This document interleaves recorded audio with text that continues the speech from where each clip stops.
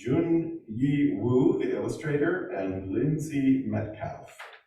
You may know this girl or who she'll become. Someone who makes pictures of cuddly animals and writes your bedtime stories. But there's more to her story.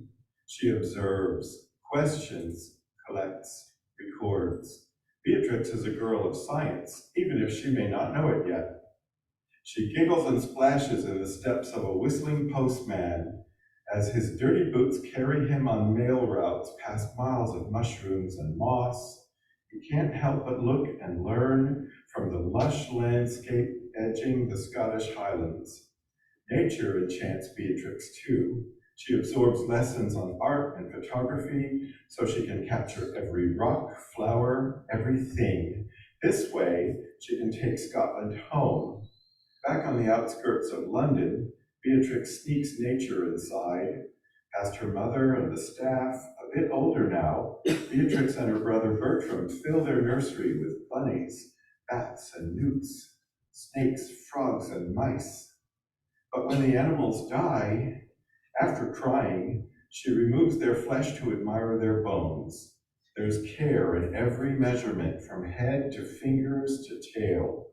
Beatrix draws them again and again, outside and in. That's science. Now a young woman, Beatrix stows her specimens in London and sets off into the countryside with her family. Grabbing a sketchbook, roaming through northern England and Scotland, eyes open to the world so wide. Always, she wants to copy any beautiful object which strikes the eye. Sometimes she adds a twist of whimsy. Always, she writes. What does she see? Tiny fungus people, singing and bobbing and dancing. She blinks away the vision of fairies trotting among the toadstools. But thousands of mushrooms remain. Joy of joys, she writes, they hold mystery on their own. She peers closer and sees the colors. She slices, sketches, and scopes every gill, every scale, every spore. The microscope reveals a new world in the mushrooms. Beatrix can't stop drawing. Who will understand? Probably not her parents. They have equipped her with cameras and experiences and tutors, but school is for her brother Bertram. Who will understand? Of course, that Scottish postman, the man she knew when she was little more than a spore herself. That shy man who stashes plants in his satchel so he can study them at home. Beatrix and Charles Mackintosh discuss how to draw dainty details under a microscope, how to classify every fungus by name. They promise to share their work. Beatrix's train returns to the city. Soon a piece of Scotland arrives in London. She tears open the package from Charlie, inhaling a mushroom scent of fresh-cut hay. Curiously strong and pleasant, she writes, and paints the samples with delicate strokes, and mails her artwork to Charlie. Perhaps if she draws enough, learns enough, her art could fill a science book someday. It is acceptable for Victorian-era women like Beatrix to excel at painting. She hopes to earn money and freedom from the rule of her parents, even if by selling silly pictures of rabbits wearing coats. Back in the country, she tugs up her starched dresses and trudges through the bogs, woodlands, and dung where mushrooms bloom. She has questions. How do fungi survive the winter? Is it fungi or fungi? Either way. Either way. Okay. I once was told I was a fun guy, and I was like, you don't know me very well. Sorry. How do fungi survive the winter? Do they spread underground? Is it true that spores sprout like seeds? She wrecks her parents' London kitchen in her hunger for answers, concocting a solution to nudge them to life. Toiling day and night in her ramshackle lab, Beatrix zooms in with a microscope to check and record her specimens. She can taste the breakthrough that is sure to come. Finally, yes, spores do sprout like seeds, and Beatrix is among the first in Britain to grow them. Before long, the sprouts tangle in a network of filaments called mycelium. This must be the underground network Beatrix envisioned. To be sure, she exhausts herself studying dense volumes on fungi written in German. Then Beatrix drafts her findings for all of science to share. A prominent natural history society could publish her paper. I like the illustration here. There's a beautiful glass place, a greenhouse, a giant, giant greenhouse. But it's the 1890s, and these London scientists do not allow women to join them. Beatrix believes her work is too important to keep to herself. She earns a ticket to enter the Royal Botanic Gardens at Kew and mingles with some of Britain's most well-known botanists. But most of the plant scientists there dismiss her as an amateur. She may not be a professional, but she has pluck. She returns again and again, first jumpy as a bunny, then growing braver like a bull.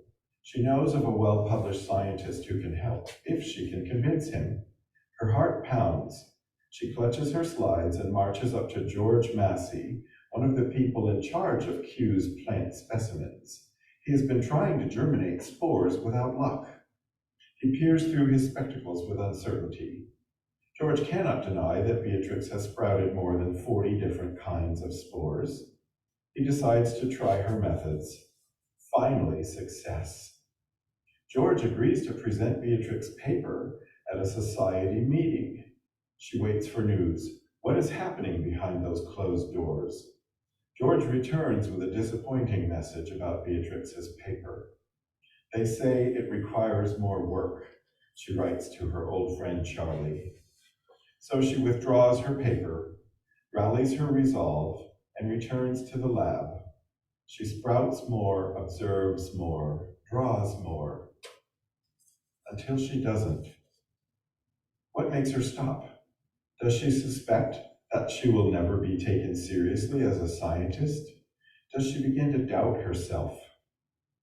Like pages ripped from a book, history holds those secrets. But the next chapter is all there.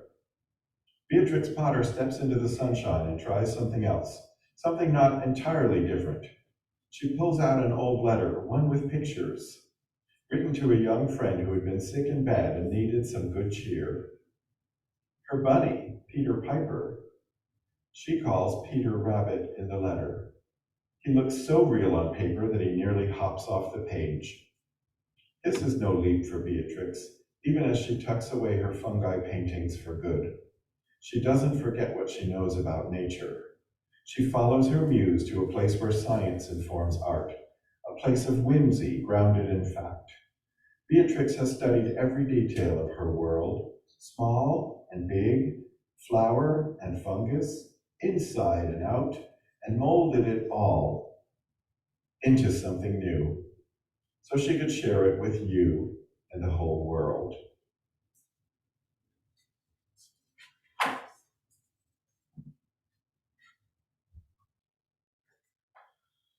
So I think it was interesting when I discovered that she self-published her first book, which was The Tale of Peter Rabbit.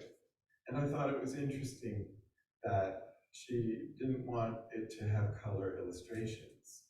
She thought it would be nice to just have the simple line drawings. And it reminded me of something in my own life many, many years ago, more than 30 years ago, when I moved from Daytona, my hometown, Daytona Beach, to Chicago, Illinois, to study at the School of the Art Institute of Chicago. I wanted to become an illustrator, and in particular, I wanted to illustrate children's books. And I had a very good friend, Jennifer, who I'm constantly reminded of now that I've been studying about Beatrix Potter, because my friend loved animals and loved to draw animals like Beatrix Potter. In fact, she said to me, you know where you stand with animals, because usually you see who they are and what they're about right away. With humans, you can't always tell which ones can I trust and which ones can I not trust.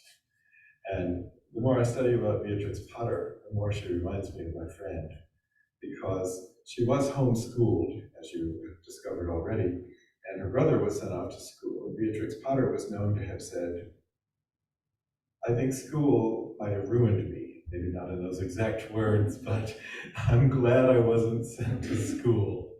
Homeschooling was really good. Words to that effect. Because she was encouraged. Her father, her and her brother's father, always carried a sketchbook wherever he went. It was the time of Darwin and the evolution of species. It was the time of Victorian people looking at the natural world and examining the natural world in great detail to try to understand more about it. And so being encouraged to study and observe and draw. And then in her life story, encouraging more people to study and observe and draw, Beatrix Potter took inspiration and became inspirational. Her drawings of fungi and mushrooms were not lost, even though she locked them away for a long time, and now they are available for people to see, which is absolutely wonderful in my opinion. You can discover more. Another book for children called Beatrix by Jeanette Winter has some interesting details in it that really struck me. She talks about having all these animals in the nursery that Beatrix shared with her brother Bertram. And Jeanette Winter says Beatrix could tame just about any animal. She discovered mice in the garden and studied them. She had a collection of animals. This is from her memoir, her notebook.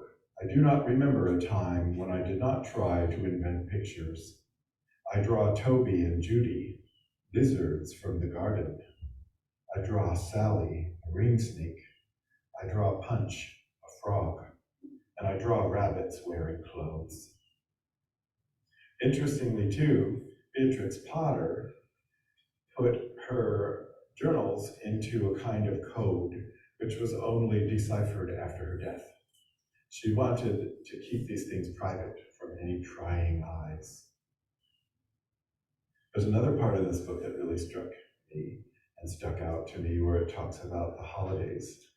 She says that it was cold in the house in London and the holiday season was not particularly celebrated in the household because Beatrix's parents were Unitarians. So it was another holiday, it was another day of the year, and there was a family friend who was a Unitarian minister. There's a wonderful picture in one of the books that I've been looking at of Beatrix as an adult woman with this family friend. And like her father, he had an amazing display of Victorian era facial hair, shaved in the front, but a huge tuft on either side, fluffy beard going sideways on either side of his head. And I couldn't help looking at that picture and thinking, this is the same crazy beard that her dad has in the family photo. And this was perfectly acceptable to these Victorians. But to me, it looks like somebody from the ape species, maybe an orangutan. Wait, maybe that's what she was writing in her journal in secret code. She didn't want them to read. I don't know. I will leave that question open-ended. So there are many resources to tell us more about Beatrix Potter and how she became the person that she became. But I think it's crucial to note that she took inspiration where she could find it, and she didn't stop drawing, and she didn't stop writing, and she didn't stop discovering, and she didn't stop exploring. She had an advantaged childhood. They lived in a row house in London, in an area where there were public gardens nearby that were large and beautiful, and she and her brother could go out and explore and discover. Some of those are gone now because London, like so many cities, has very expensive real estate. And it's sad to think that in the Victorian times, there was more. There were more trees, there were more parks, there were more flowers, there were more things you could go and find and see and touch and smell. But the block where their townhouse was had, and still had at the time of the writing of this book, Beatrix Potter's Gardening Life, which I've also been looking into, a private garden that's gated, and people who live in that townhouse community can pay a small fee to come into the private garden that belongs to their community. The other thing that surprised the author of this book was she discovered that Beatrix Potter's childhood home, that London townhouse, had been destroyed in World War II. It was bombed out of existence during the Blitz. And so there was an empty hole. And here were all of these row houses, and then there was an empty space where Beatrix Potter's childhood home used to be. But it pleased the author very much when she discovered that when people got around to putting something in the empty space, they built a school, a primary school for children, so that you can hear the laughter of children. I think that's really cool. You can hear the laughter of children in the house, in the place where Beatrix's house originally stood. And you can experience some of the other places that were significant to her. She traveled with her family multiple summers up to Scotland, or the edge of Scotland. Her grandfather was a wealthy industrialist from Manchester, England. And her parents basically lived a fairly comfortable life. Her dad was a lawyer. She said that we lived in London because my father was a lawyer, and that's where he needed to be.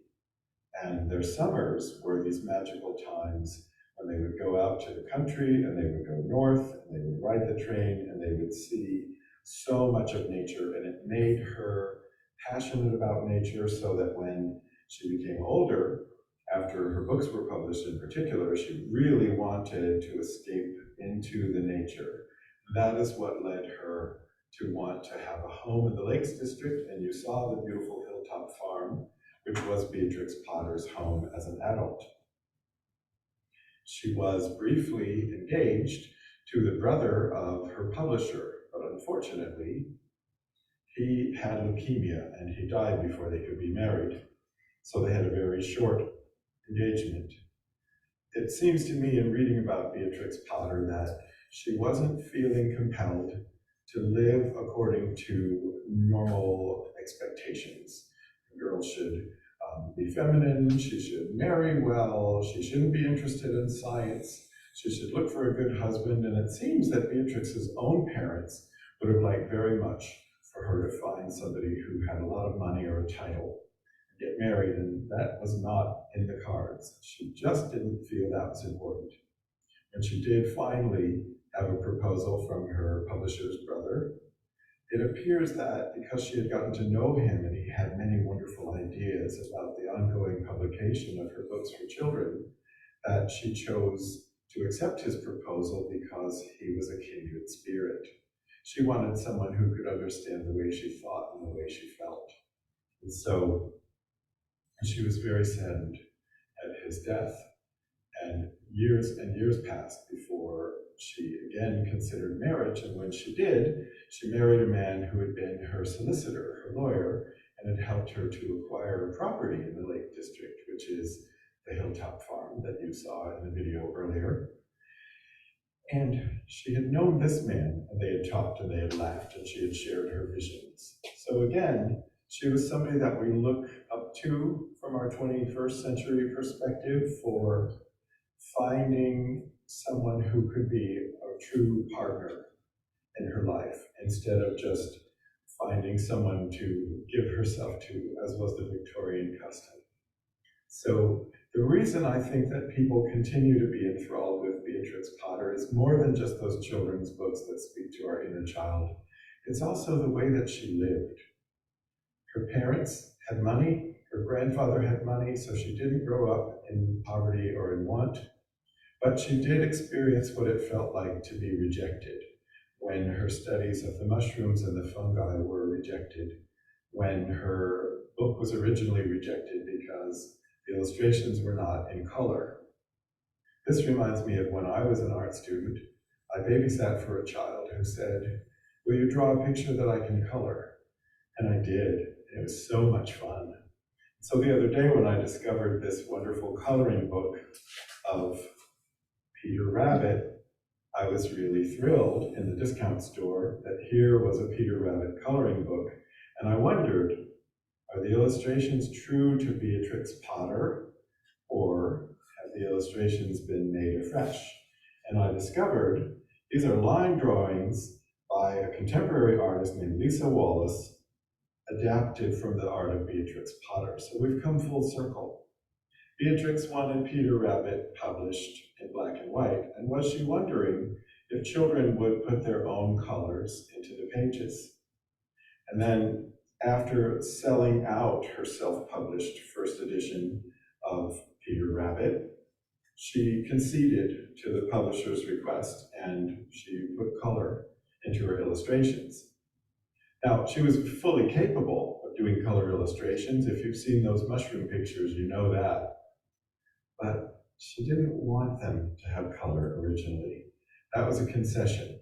And when Peter Rabbit became a huge success and other books were in the making, she did something else that was unusual. She suggested that there should be a Peter Rabbit stuffed toy. And not only did they create a Peter Rabbit stuffed toy, they copyrighted and patented their stuffed toy so that nobody else could make facsimiles. Nobody could have a Hong Kong, I'm using a contemporary expression, rip-off. There wasn't a cheap faux Peter Rabbit like you could find a cheap fake Louis Vuitton bag at the flea market, perhaps, because she knew it was important to have creative control over products that were produced from her books, just as it was important to have control over the publication of her books. In the United States, something went wrong and the copyright didn't get processed properly. And because of that, American publishers put out their own versions of the story of Peter Rabbit, and Beatrix Potter never saw a penny. She never saw a cent from many, many versions of the Peter Rabbit story, with the tale told and the illustrations created here in America by someone else. So maybe that reinforced her desire to have some control over the products that were put out in England. And over the years, many, many toys and collectibles were created based on Peter Rabbit and the other creatures that Beatrix Potter created in her books. And they would come to her home at Hilltop Farm, and they would show her all their prototypes before she gave the okay that the factory could produce these replications of her characters. If you know much about children's books, you know that others would follow in this direction. Charles Schulz, who created Peanuts, had creative control over all the products. If I remember correctly, Dr. Seuss was notorious or famous, however you choose to look at it, for having creative control over all the products that were based on his creatures, his creations. There were a number of things that Beatrix Potter said, which I thought were very interesting quotes, and I want to share a few of those now. She had opinions, and she didn't hesitate to share her opinions. During the 1920s, she was asked if she supported the suffragette movement. Did she think that women should have equal rights to men? And I don't remember the exact words, but she gave an answer that was kind of like, okay, if you want to know if women can be as capable as men, you should really come out to the farm country and see what all the women are doing in keeping these farms running. You should really come and look at all the hard work that's done by so many women all the time, and you'll understand. Here is a quote from Beatrix Potter about religion, which I thought was so interesting, and I had to share it since I would be in the pulpit here. All outward forms of religion are almost useless and are the causes of endless strife. Believe there is a great power silently working all things for good. Behave yourself and never mind the rest. Wonder what she would think about me talking about her in church. Here's another good one. I think prejudice and tradition count for 3/4 in matters of religion. Beatrix Potter on her life experiences. It sometimes happens that the town child is more alive to the fresh beauty of the country than a child who is country born. My brother and I were born in London, but our descent, our interest, and our joy were in the North Country.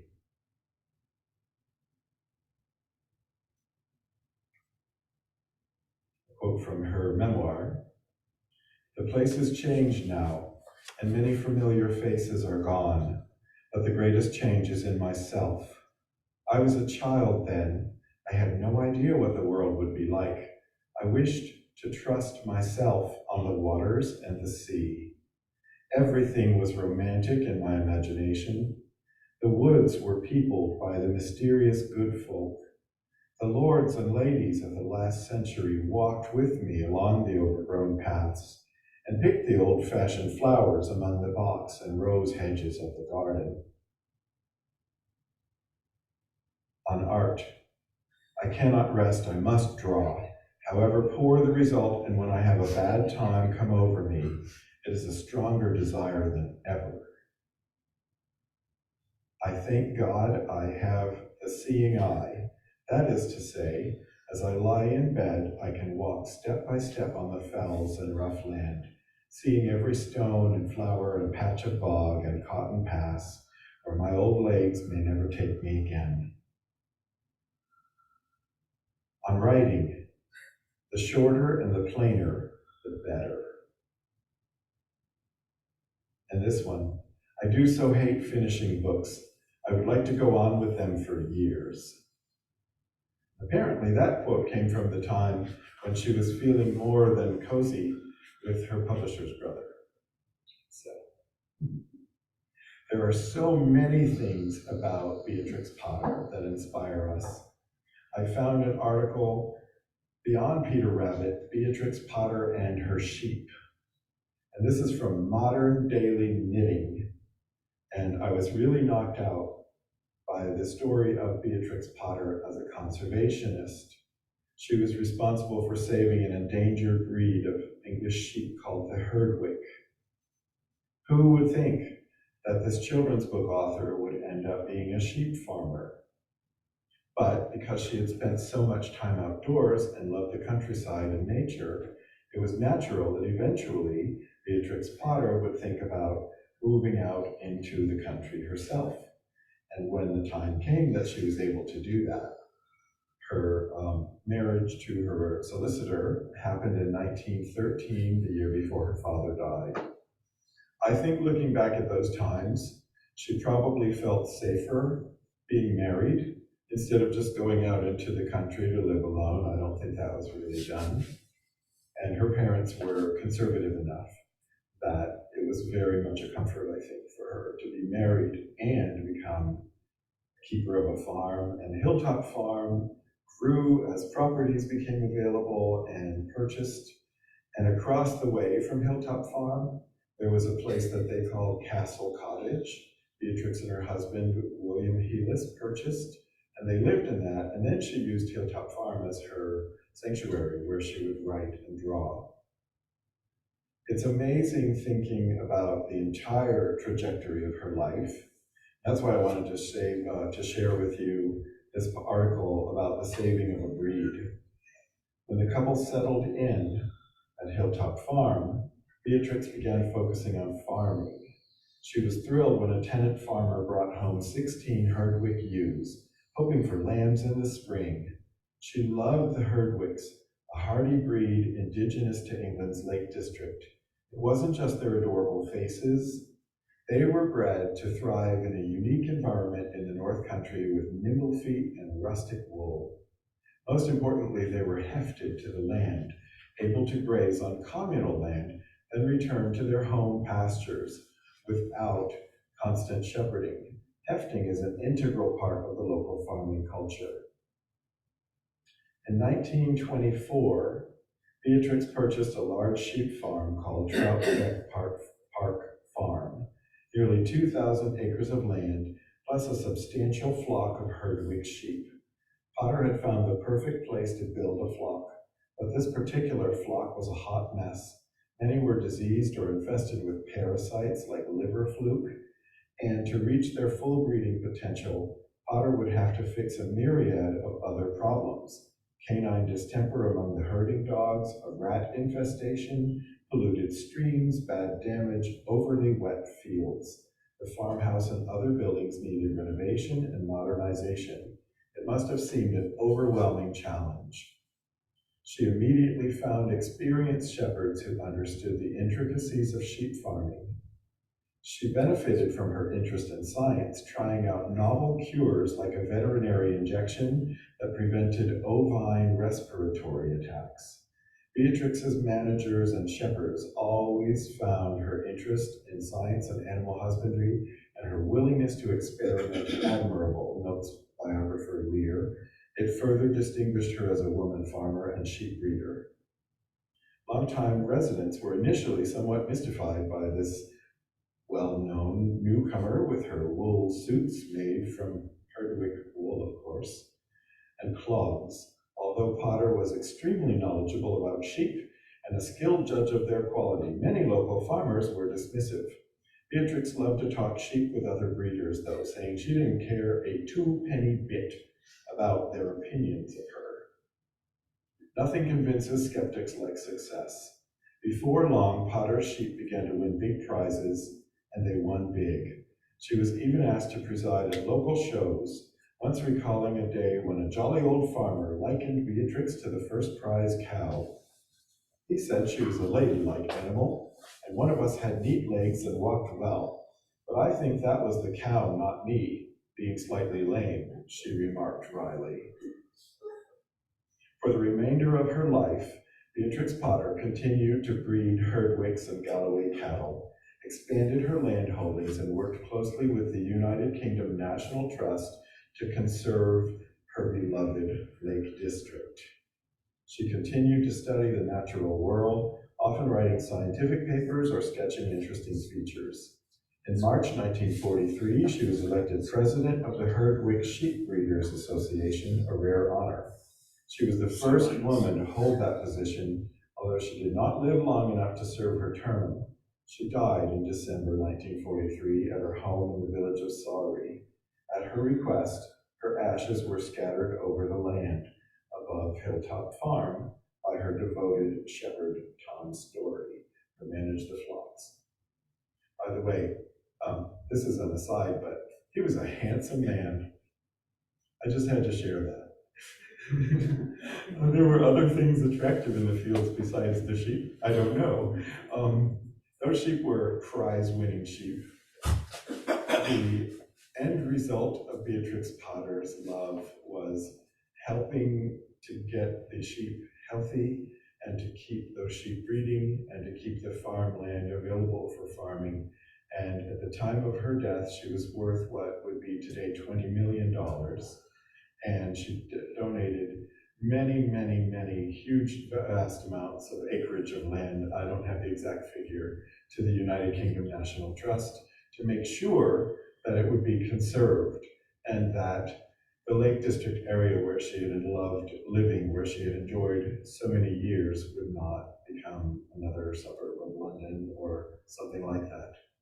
So she left a legacy, and it's more than the children's books. It's a legacy of being a scientist and a conservationist and a free thinker and someone who looked at people for themselves. She didn't have a lot of friends, but she had friends that she trusted very deeply. And that kind of explains why two people that she had gotten to know quite well proposed, and one of them actually lived long enough to marry her and have a happy marriage with her. Thank you for letting me bring you a little bit of the way down into the rabbit hole with me. Did you have a question, Ginger? Yeah, I just wondered how old was she when she first published the work in black and white? Yeah. When, you know, She was 36. She was 36 years old and already a spinster by the time, by the opinion of the time in 1900, 1901, when she got Peter Rubber, the Tale of Peter Rabbit, self-published. And then the next year, when it was finally published in a huge edition publicly, in color, it was 1902. She was 37. Oh yeah, we can talk after. Yeah. I have so many books here, and I do want everybody to see them because there is so much more. I'm out of time, but there's so much more. What are the things we can take with us? Never stop observing, never stop participating, always see the magic of the world around. Be kind to animals, be kind to other people.